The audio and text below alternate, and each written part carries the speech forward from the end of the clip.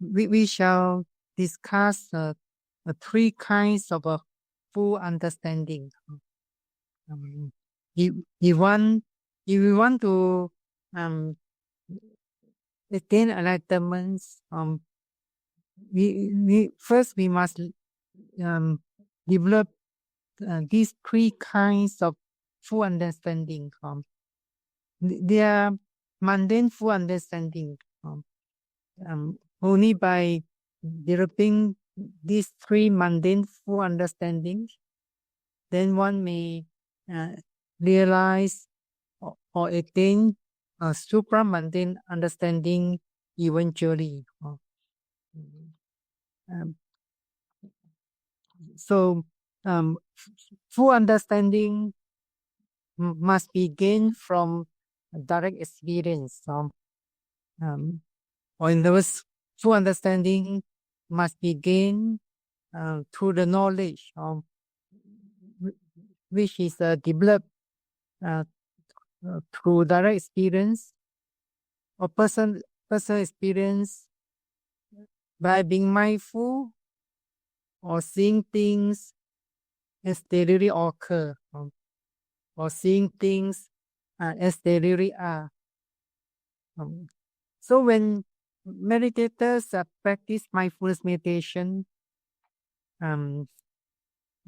they will hear this phrase very frequently. See things as they really are, or be mindful of all things as they really occur. So the word things here refer to the conditioned phenomena.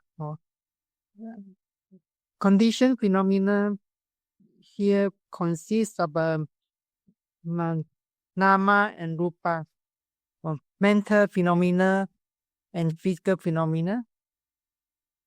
Or in other words, the five aggregates of clinging. So these are the conditioned phenomena.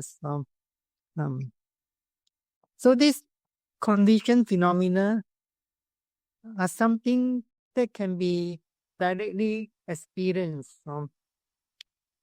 It's not due to your thinking or creation of the mind.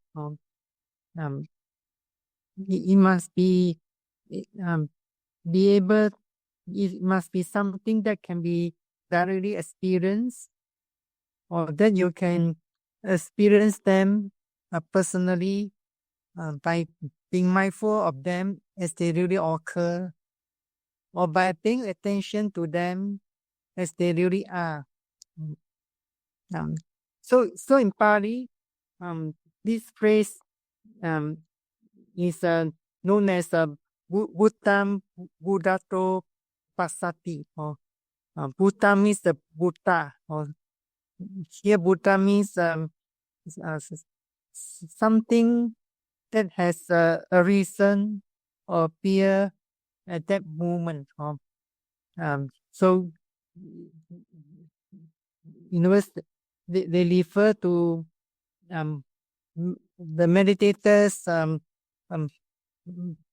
mind and body processes. Buddhato means the way, or the way you look at it. Pasati means understands, or see things. So in other words, Bhutan Buddhato Pasati means understand or see things as they really are.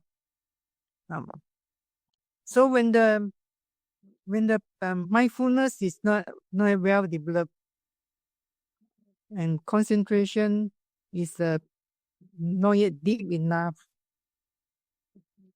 and the five mental faculties are not yet fully developed. Five mental faculties are the properties of mindfulness meditators. If these five mental faculties are not yet strong, and meditators could not keep them in balance, then they shall not be able to see things as they really are. So as you know, the five mental faculties are saddha, or confidence with understanding. Virya means effort or energy. Sati, mindfulness. Samadhi, concentration. And panya means penetrative insight knowledge or wisdom. So during the practice mindfulness meditation, meditators have to train their mind to see things as they really are. If the mindfulness and concentration are not yet well developed, then meditators may have to make use a tool or a technique to help meditators to sharpen their mindfulness, to strengthen the power of mindfulness, and they are able to do it constantly and continuously. So when mindfulness is not well developed, meditators may have to make a mental labeling. Whenever they are mindful of any phenomenon. For example, meditators must perceive that there's an object. For example, the movements of rising has appear. Then meditators can mindful and know it as rising. So that noting rising is merely a word, the name of the phenomenon. It doesn't have any characteristics. It's just merely help meditators to direct to be more attentive or to pay more attention to that process of rising movements. So that word, rising points to the phenomenon itself. Phenomenon here is a rising movements. So regardless of what language the meditators were using, either they make a labeling in English or Chinese or Malay. If meditators do mindful of that process of movements attentively, precisely, they shall gain the same experience. They shall realize the specific characteristics of the wind element, movements as movements, and then they shall realize the arising and passing away of that process of rising movements. So meditators should not be mindful of their mental labeling. They should not mindful of the words.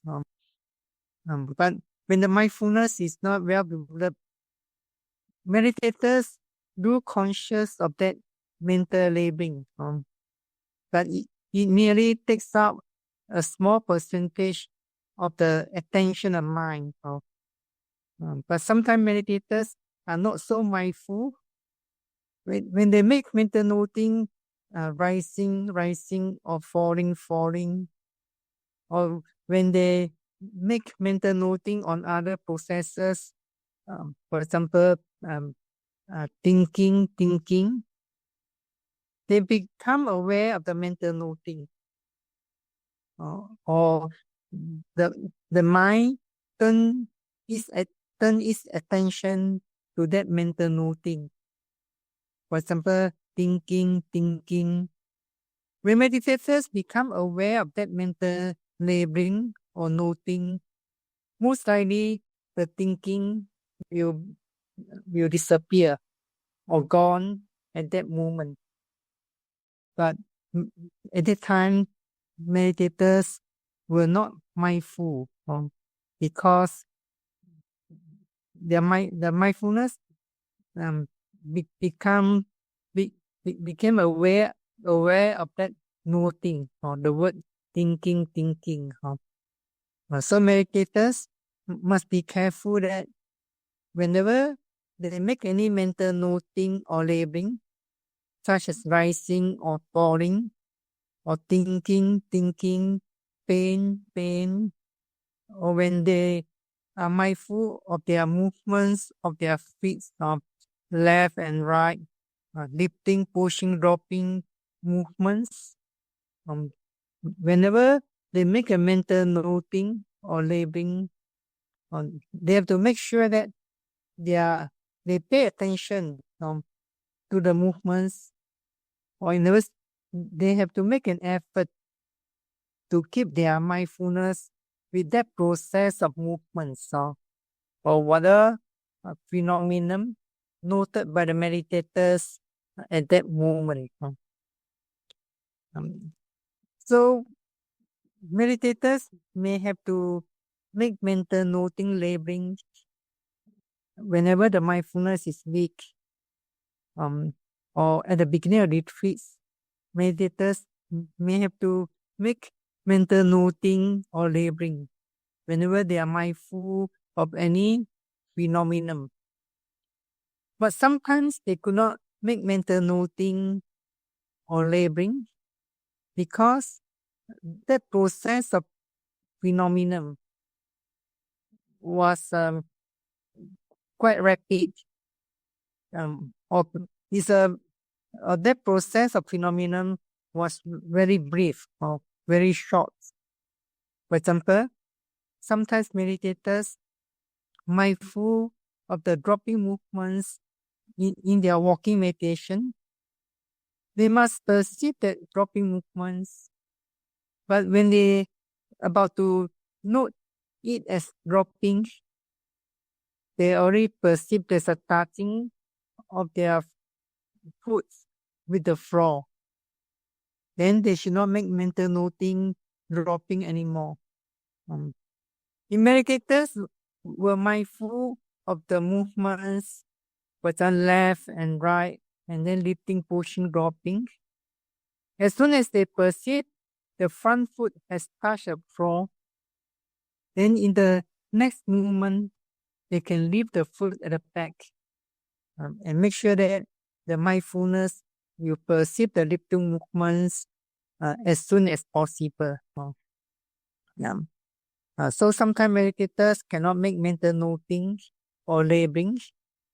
Then they should not force their mind to note it, because mental noting or mental labeling is not mindfulness meditation. So when meditators keep on practicing day by day, or they have been practicing mindfulness meditation for a long period of time, their perception could be getting stronger and sharper. For example, as soon as the mind has perceived lifting movements, sometimes the mind can know it by itself as lifting. So at the time, meditators did not have to make mental noting because their mindfulness also includes the noting.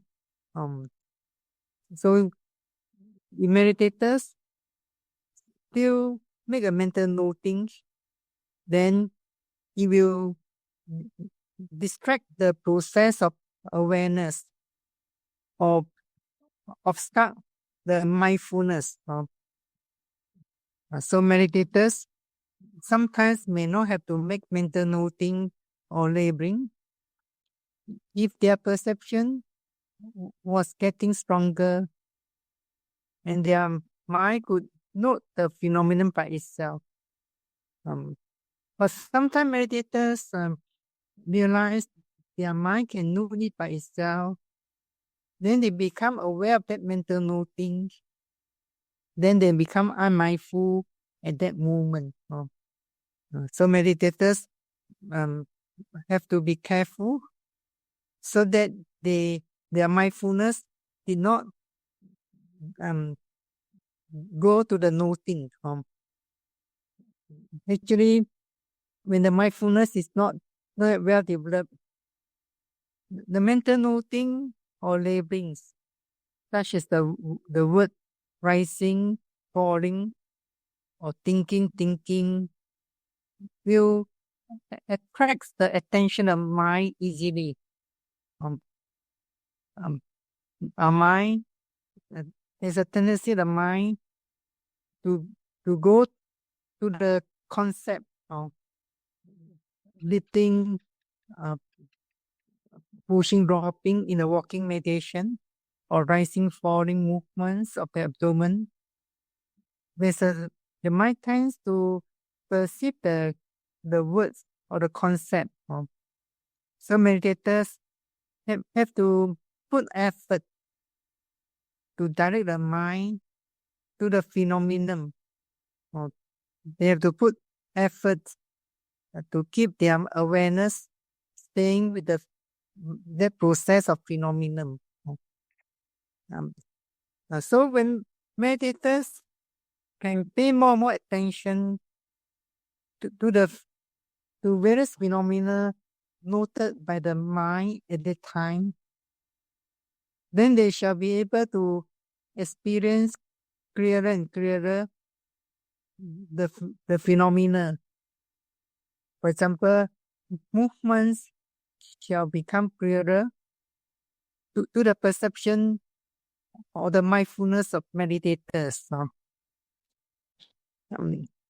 So here, when meditators practice mindfulness, sometimes they may have the understanding that they must focus their mind strongly on the phenomena. They must develop deep concentration, focus their attention deeply into the object or into the phenomena. But meditators have to realize that all phenomena, nama, rupa, mental and physical phenomena, the five aggregates of clinging, conditioned phenomena, and they belong to Paramatha Dhamma. They are not concept or panyati. So whatever phenomena that belongs to Paramatha Dhamma do not have any shape or form. We could not really attach our mind or awareness to something that do not have form.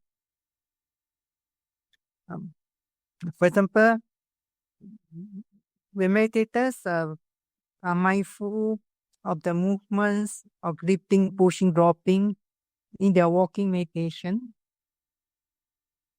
if they have strong power of concentration, they could concentrate their mind strongly. Sometimes, if they do not develop mindfulness well, they might focus their attention on the physical foot itself. For example, the heel of the foot. So because the heel of the foot itself is a concept. All concepts have form. So it's possible to focus the attention on the form itself.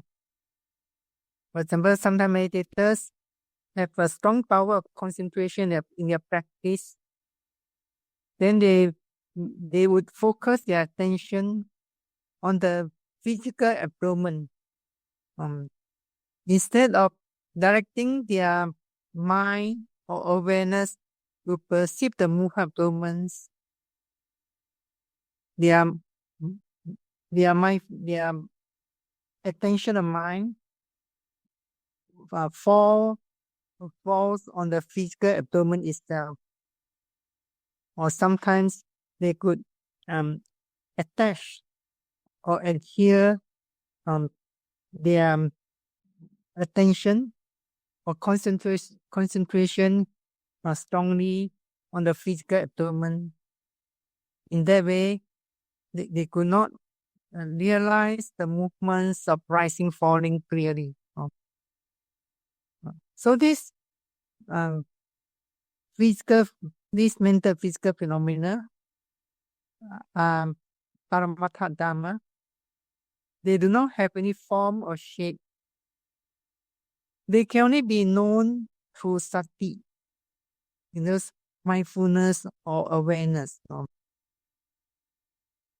example, if you realize there's a wind blowing, could you really focus your attention on that wind?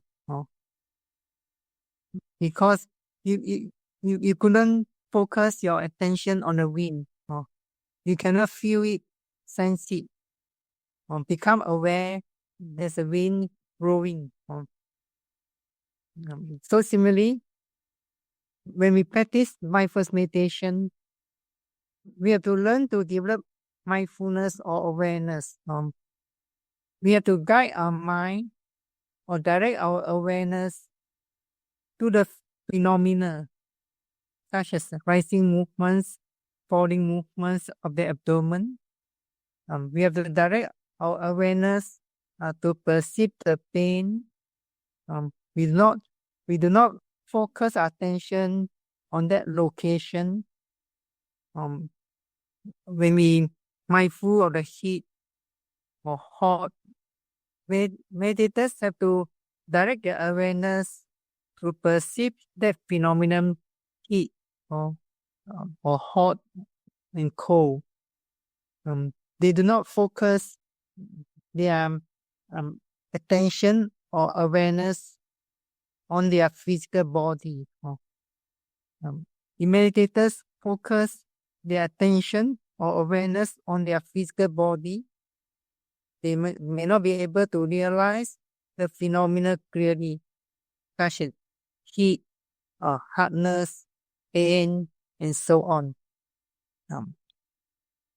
So sometimes meditators may have to make mental noting themselves or make mental labeling in their mind. Just mentally say rising or falling. But first, they must perceive the movements clearly and then they know it. If they couldn't see the movement clearly, they should not know it. If the movements has stopped or disappear, meditators can't keep their mindfulness there. Sometimes the movements has stopped, for example, rising movements has stopped, or falling movements has stopped, and there's no other distinct object or phenomenon that is dominant. Some meditators keep their mindfulness there, waiting for the next process movements to appear. In that way, they do not practice mindfulness or awareness correctly. So, if the movements stop, then meditators may have to direct their awareness, for example, to the sitting postures and note it as sitting. The next movement, they mindful note touching, and so on. They should not purposely direct their awareness to note sitting, touching. Then bring their mind back to the abdomen and try to try to feel or perceive or try to look for the movement abdomen. If they purposely bring their mind back in order to check, do what they call checking, is there any movements? If there's no movements, some meditators keep their mindfulness there. For some, you continue to direct the mindfulness to note sitting and touching. In that way, they do not practice mindfulness correctly. So, when movements of rising or falling has stopped, meditators did not have to look for another object or phenomenon. They have to guide their mind to the other two basic objects, or sitting, and then the first contact or touching, chosen by meditators, touching. The second contact or the touching, chosen by meditators, touching, sitting, direct the mindfulness back to the first touching, and so on. So when meditators were mindful of sitting, and touching, if the movements appear clearly, the mind definitely will notice the movements. When the mind has noticed the movements, it implies that the awareness of mindfulness meditators has appeared there. The meditators should mindful note the movements of rising and falling as they really occur. So meditators did not have to make effort, for example, to bring their mindfulness awareness, for example, from the contact, bring their mindfulness back to note the rising, falling movements at that time. So meditators have to realize that the mindfulness sati is one of the mental concomitants, or cetasika in Pali. It also has the nature of anicca, or impermanence, dukkha, unsatisfactory, and anatta, non-self. So in other words, meditators can't exercise control over their rising and passing away of their mindfulness. So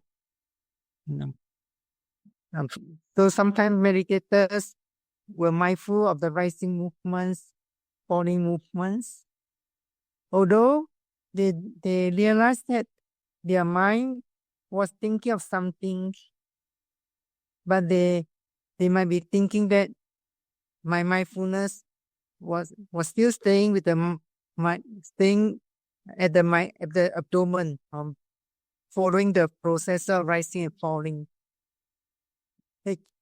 But in reality, if meditators have developed mindfulness correctly, at the moment of knowing a process of thinking, that awareness would not sense or notice any processes of rising or falling movement at that time.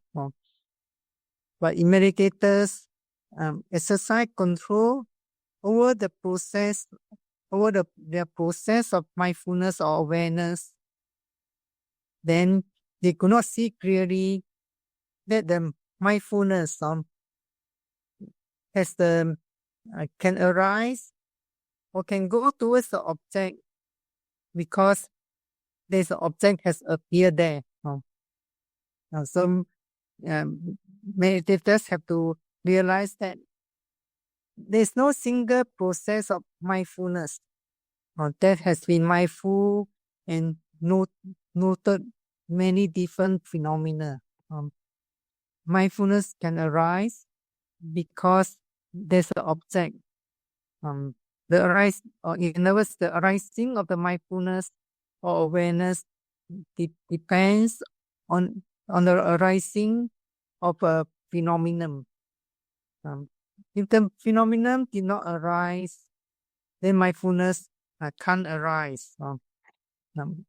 So it's important to practice mindfulness correctly so that meditators could realize the relationship between their mind and body and so on. So sometimes meditators did not have to make mental noting or labeling because their mindfulness also includes noting. It means the mindfulness perceives the movement clearly, knowing this is rising movements. Sometimes the mind also could know it by itself, rising, and so on.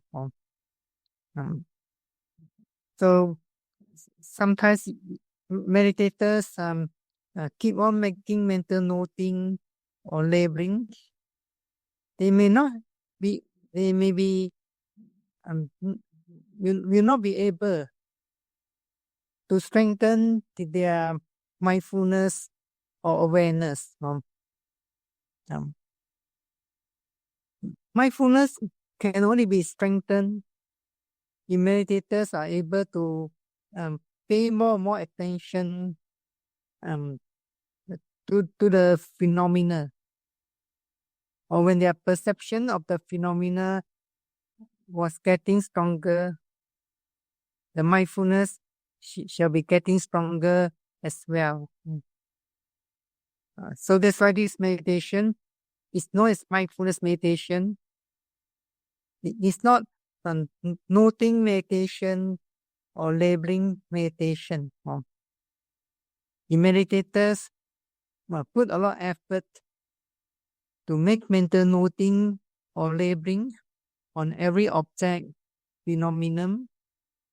Sometimes their mindfulness or awareness will not be developed because sometimes their mindfulness or awareness was distracted by their mental noting or labelings.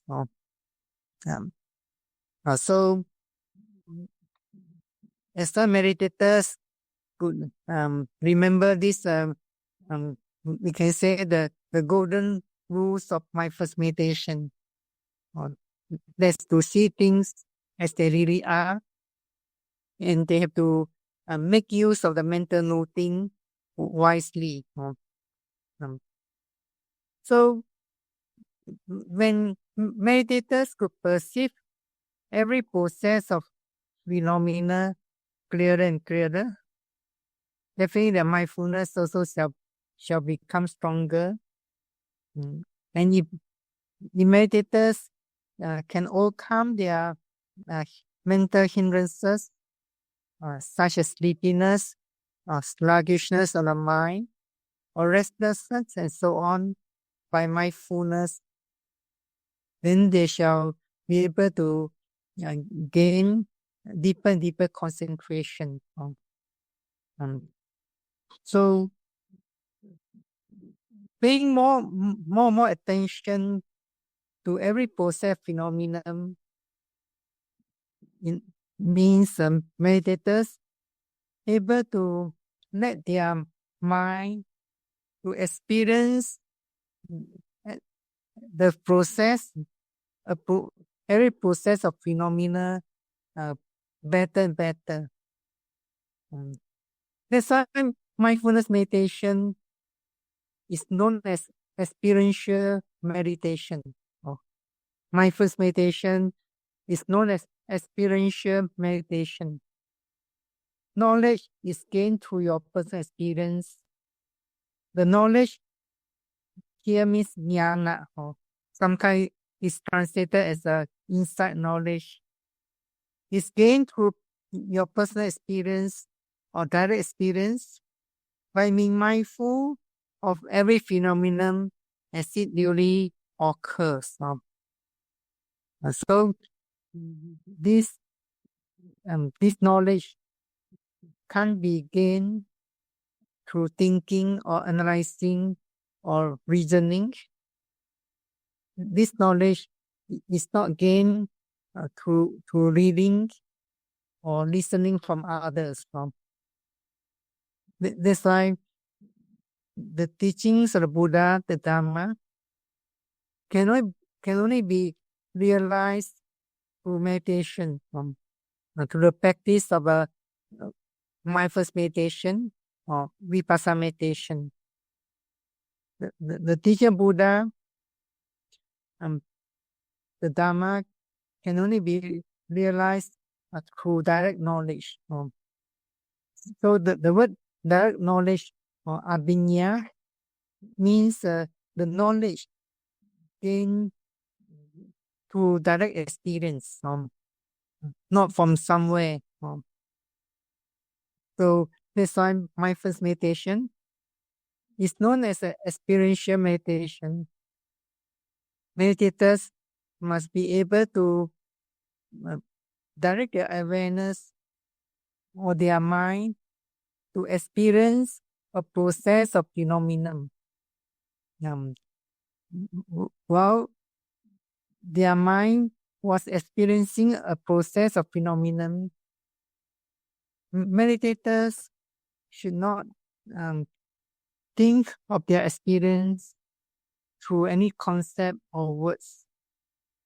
For example, meditators did not have to think that this pain is impermanent, or this body pain is dukkha. The body doesn't belong to me. The body is not mine, and so on. The meditators begin to contemplate in this way. They can't gain full experience of that pain. When there's no full experience, then full understanding will not develop. The meditators were mindful of a process of phenomenon. For example, pain. Then they were thinking. Sometimes they call it contemplating. Actually, contemplating from the point of view of a vipassana meditation, the word contemplating means be mindful, not thinking. But sometimes meditators, when they are mindful of a process of pain, then the mind would be thinking, this pain is not permanent. This body pain is dukkha. The body is not mine, and so on. So when they think, analyze, or conceptualize their experience, or thinking about that phenomenon pain, many times their mind cannot fully experience the process of pain, because the mind or awareness is distracted by thinking. Some meditators can only gain partial experience, partial understanding. So it's important to let the mind experience the pain or any phenomenon that was noted and being mindful by the meditators, such as the movements of rising, falling, or the movements of lifting, pushing, dropping, during walking meditation. The meditators always conceptualize their experience For example, when meditators are mindful of the process of rising, falling, then they also conceptualize their experience. For example, the movements is rapid, or the movements is getting slower. The movements is strong. So they mindful of the phenomena with this concept. So they cannot let the mind fully experience that process of movements, because the mind was thinking about the experience, rapid or slower or shorter, faster, and so on. So the meditators understood the practice. They will let their mind or awareness experience fully that process. If the experience is very clear, definitely that experience will stay in the mind of meditators. Then if they wish to report it, definitely they shall be able to report it, because they gain a clear experience of that process of movements. So when meditators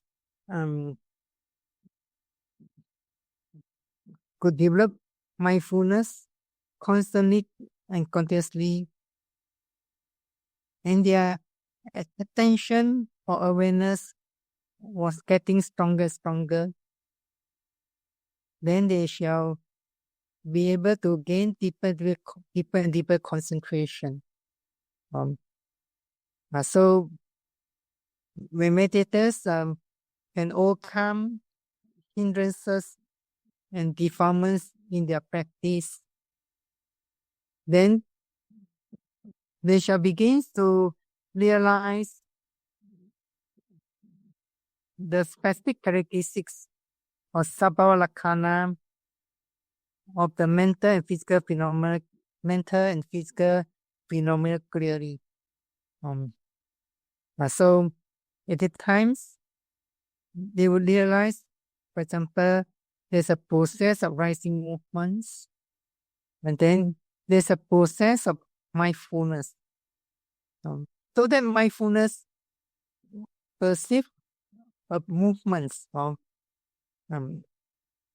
meditators begin to realize movements as movements. If they keep on practicing, they shall be able to realize the relationship between the process rising movements and their awareness. So meditators will realize their consciousness or the awareness can arise because that this phenomenon, rising movements, has appeared at that moment. If the rising movements did not appear, then the mindfulness of the rising movements can't arise. So meditators at the time only perceive or realize at each moment there's a pair of processes. One process is a phenomenon. It's either a mental phenomenon or physical phenomenon. Another process is a process of mindfulness, or sometimes it's also known as the noting mind. Meditators will realize that their mind has the characteristics of going towards the object, or has the nature of noticing the object of phenomenon. But the physical doesn't have the characteristics of the nature of going towards anything or noticing anything. So sometimes meditators, when they have made some progress, they will realize that their mindfulness will go to another object by itself. For example, when meditators were mindful and note rising movements as it really occurs, or the falling movements as it is, suddenly they realize their awareness has left the movements of rising and moved to another stronger object, for the pain by itself. So at the time, meditators will realize that their awareness has the nature of going towards the object, turning towards the object by itself. But if the mind always goes out to external sense object, all kinds of sound or noise, then it shows that their mindfulness or awareness is not strong. It's easily distracted by external sense object. So when meditators realize that their mindfulness or awareness was easily attracted by external sense object, then they may have to make some intentional effort to keep their mindful awareness or their mind within their mental and body processes, or their own mental phenomena and physical phenomena. It is because concentration in the practice of mindfulness meditation, vipassana meditation, that concentration, vipassana samadhi, can only be developed by being mindful of their by being mindful of the mental and physical phenomena as they really are. In those meditators have to mindful and note their own mental and physical phenomena constantly and continuously. Then they can only attain deeper vipassana concentration.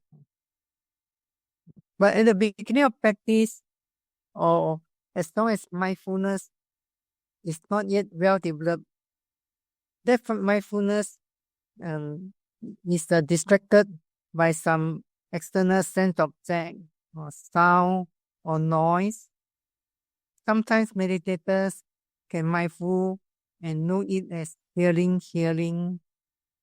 If the sound did not disappear,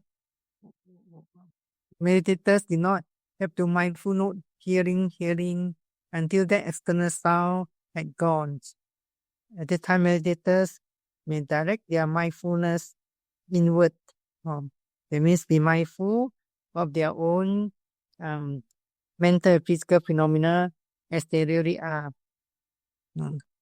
So when meditators could put forth enough effort in a practice, when they could mindful of their own mental and physical phenomena well, and they could gain better and better experiences of vipassana meditation, their mind will no longer take interest in the external sense object.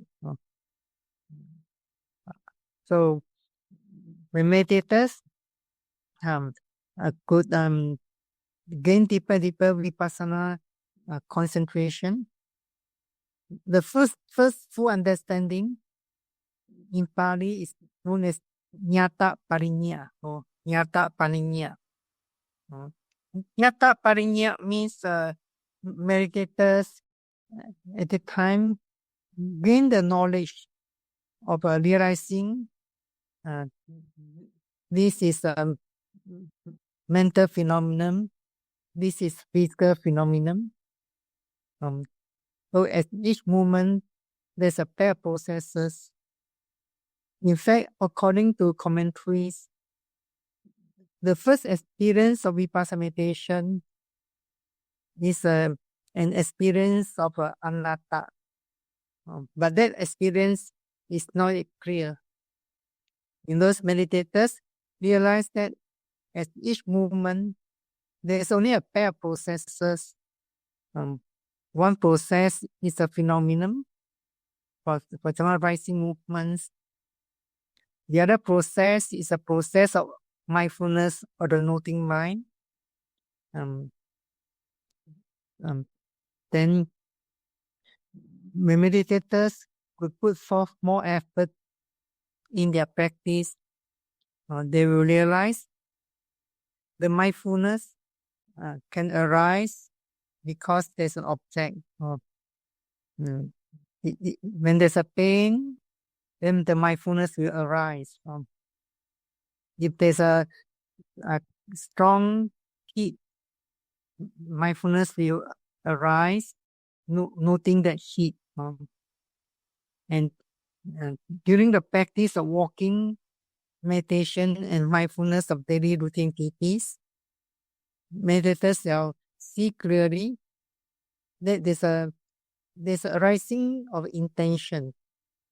Because the intention arises by itself, meditators did not have to look for it. The intention is merely arises by itself and clearly.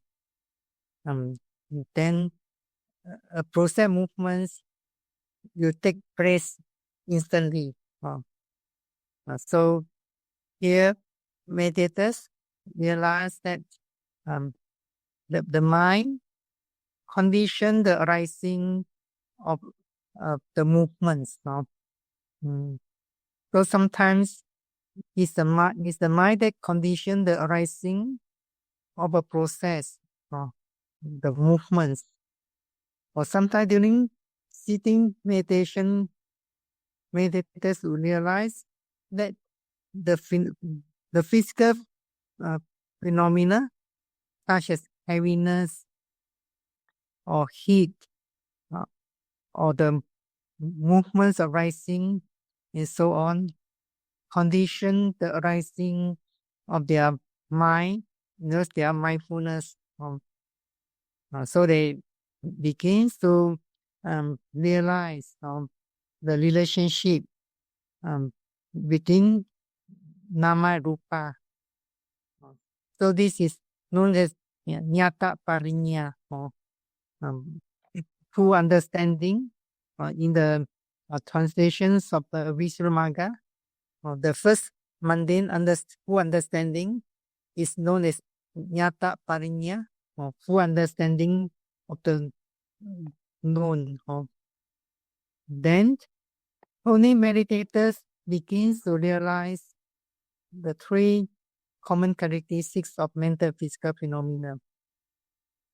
The meditators have not yet gained the two basic knowledge.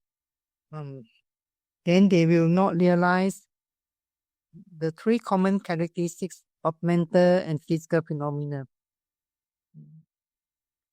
So the meditators have realized the specific characteristics of the mental and physical phenomena clearly, and then they can realize the relationship between the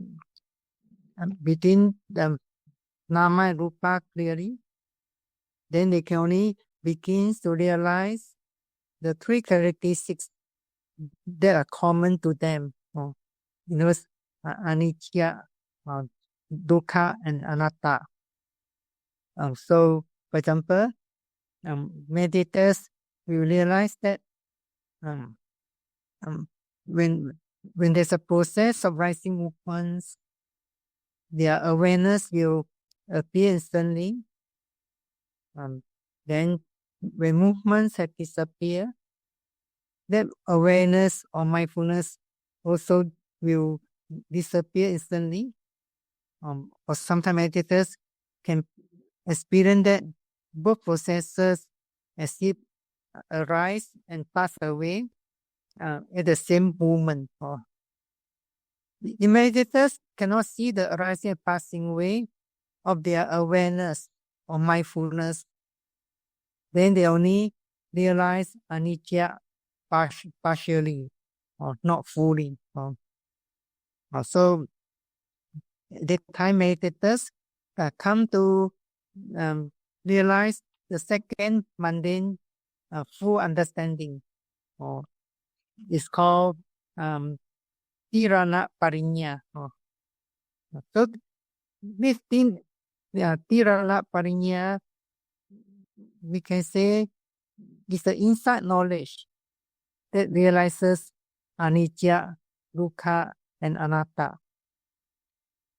And that realization is gained through personal experience or direct experience by being mindful and note every phenomenon as it really occurs. So that tirana parinya is not gained by thinking or reasoning. It's merely gained through mindfulness, coupled with deep concentration. If there's no deep concentration, then meditators will not see clearly anicca, dukkha, anatta. So when meditators have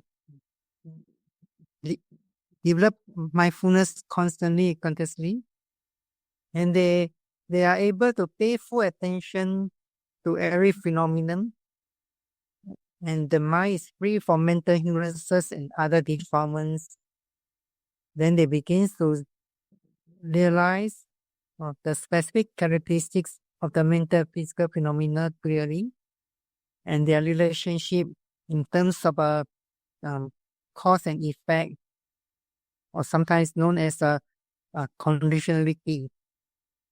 So there is niyata parinya. Then they only begins to gain tirana parinya. So the meditators keep on practicing. Then sometimes they gain the knowledge of a passing away or instant dissolution of every phenomenon that was mindful by meditators at the time. So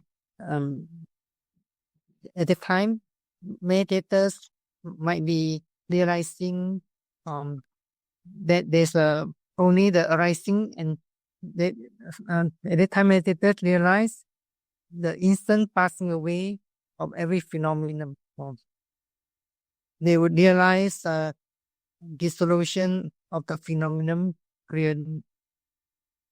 So at the time they gain the full understanding, known as full understanding of abandoning, or in Pali, it's called pahana or pana parinya. Pana means abandoning. Parinya means full understanding. So what's been abandoned at the time? That means the notion of a permanent or nittya is being abandoned by the knowledge of impermanence. The wrong notion of sukha or happiness is being abandoned by not the knowledge of dukkha. The notion of self, atta, is being abandoned by the knowledge of anatta. So these three kinds of knowledge were gained through personal experience or direct experience. So they abandoned these what I call wrong perceptions. According to commentaries, meditators have gained this knowledge through direct experience. That knowledge also abandoned or three kinds of called illusion or sometimes or obsessions. In Pali, it's known as papancha. So the knowledge of impermanence, which is gained through direct experience or person experience, at that moment, that